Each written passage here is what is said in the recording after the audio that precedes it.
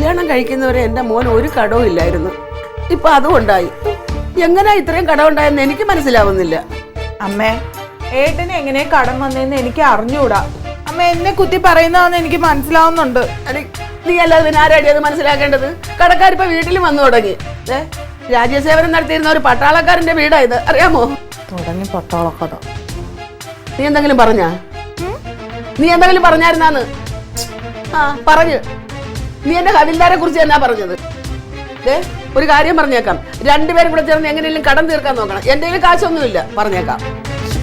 ചേട്ടനാണെങ്കിൽ 2-3 കൂട്ടുകാർക്ക് സാലറി സർട്ടിഫിക്കറ്റും കൊടുത്തിട്ടുണ്ട് ജാമ്യം നിൽക്കാൻ വേണ്ടി. ആ അങ്ങനാടി.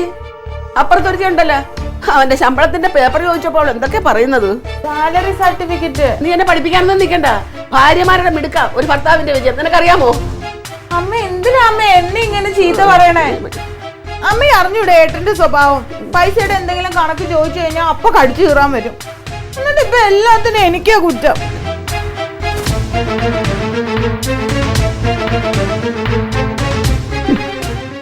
അല്ലേ, എന്തൊരു നാണക്കേടാന്ന് നോക്കണേ. ഒരു പെങ്കൊച്ച് വളർന്നു വരുന്ന വീടല്ലേ ഇത്? എന്ത് പറ്റി ഇപ്പൊ പെങ്കൊച്ച് വളർന്നു വന്ന വീടിന്?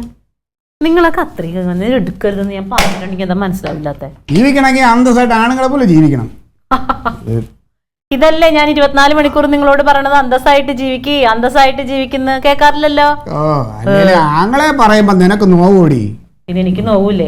വഴി കൂടി പോയ ആളല്ല, അവൻ എന്റെ കൂടപ്പറപ്പാ, അതറിയില്ലേ? ഓ നല്ല കൂടപ്പറപ്പ് തന്നെ. ഏട്ടാ, ഇന്ന് കാലത്ത് എടുത്ത് ഇവിടെ വന്നില്ലേ ആ വട്ടിപ്പലിശക്കാരൻ? അവൻ ആരാണെന്ന് അറിയാവൂടി? പിന്നെ എനിക്കത് അന്വേഷിച്ച് നടക്കണല്ലേ പണി. അതെ, ഏതാണ്ട് പ്രധാനമന്ത്രിയൊന്നും അല്ലല്ലോ. പ്രധാനമന്ത്രിയല്ല, പക്ഷെ അതിലും വലിയ ആളാ.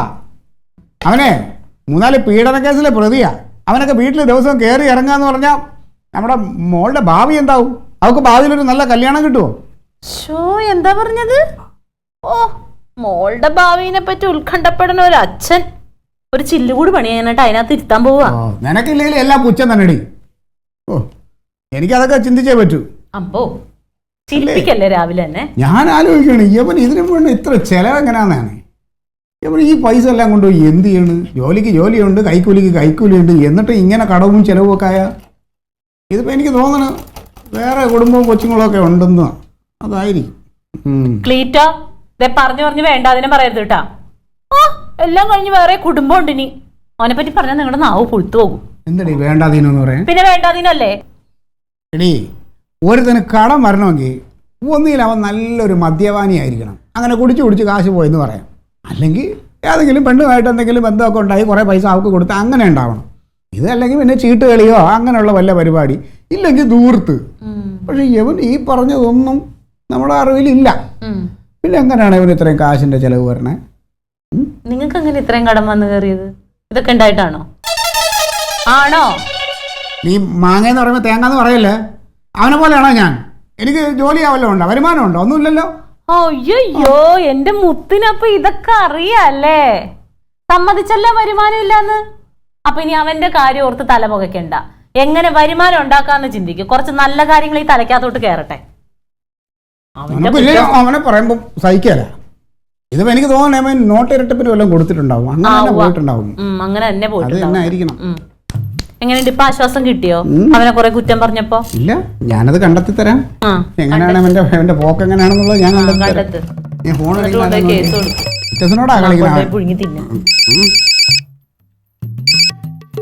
ഹലോ, അല്ലല്ലോ, റോങ് നമ്പറാ.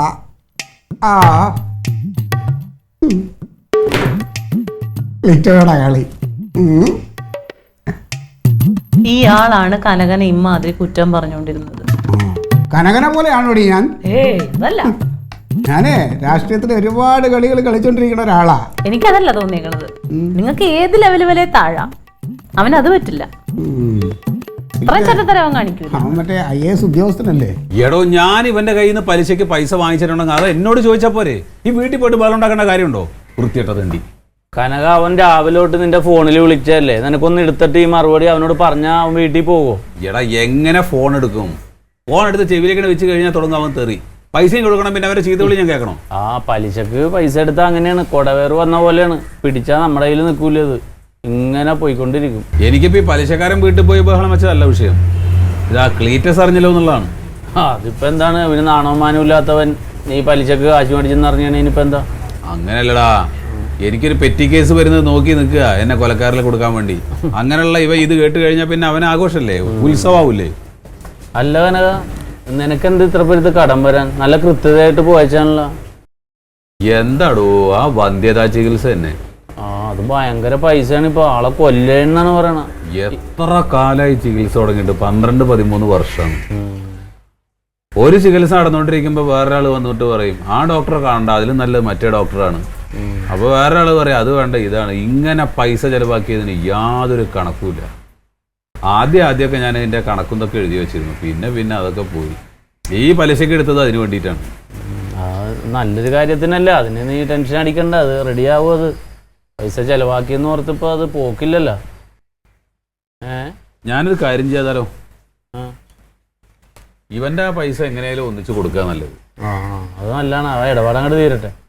നീ നിന്റെ സാലറി സർട്ടിഫിക്കറ്റ് ഇതാ, ഞാൻ അത് വെച്ചിട്ട് കുറച്ച് പൈസ ലോൺ എടുക്കട്ടെ. എൻ്റെ അത് നീ അറിഞ്ഞില്ലേ? എൻ്റെ അളിയനില്ലേ നാസർ, ഇറച്ചി കച്ചവടമുള്ള, പുള്ളിക്ക് എരുമയുടെ ബിസിനസ് തുടങ്ങണമെന്നും പറഞ്ഞിട്ട് എൻ്റെ സാലറി സർട്ടിഫിക്കറ്റ് വെച്ച് ലോൺ എടുത്ത്. പുള്ളി ലോൺ കിട്ടി ആദ്യം തന്നെ പോത്തിനെയും വാങ്ങിക്കൊണ്ട് വന്ന് അറക്കാൻ പോയപ്പോൾ പാർട്ടിക്കാർ വന്ന് ഇയാളെ തല്ലി നാട് കടത്തി. ബീഫ് അറക്കാൻ പാടില്ലെന്ന്. ഇയാളെന്തോ കഷ്ടകാലത്തിന് കുറച്ച് ഇറച്ചി വീട്ടിൽ ഫ്രിഡ്ജിലും വെച്ചേച്ച്.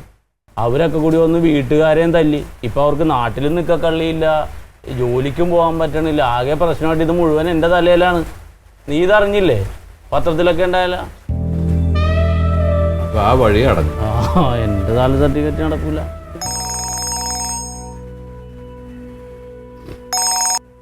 ഹലോ,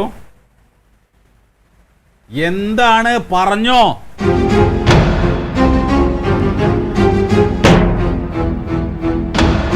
പിന്നെ ഞാൻ ചൂടാവാതിരിക്കുമോ? നന്നായി. നിങ്ങളവിടെ കണ്ട പണി എന്താ വെച്ചാൽ അത് നോക്ക്.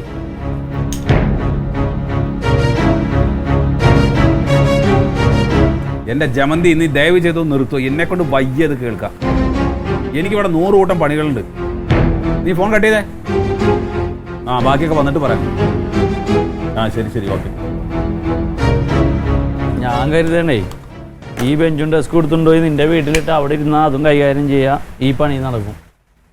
ക്ലീറ്റസ് അവിടെ പണി തുടങ്ങി. അവൻ പ്രശ്നം ഉണ്ടാക്കി തുടങ്ങി. എന്ത് ഈ പൈസ കാര്യം? പൈസയുടെ കാര്യം പറയാമല്ലോ. പിന്നെ നീ അത് മൈൻഡ് ചെയ്യാൻ നിൽക്കണ്ട, അവനവിടെ കിടന്ന് പറഞ്ഞോട്ടെ. എന്നിട്ട് അതിന് വിളിച്ച് ഇവൾക്ക് എനിക്ക് വയ്യ, എനിക്കാകെ പ്രാന്തായിട്ട് വരും.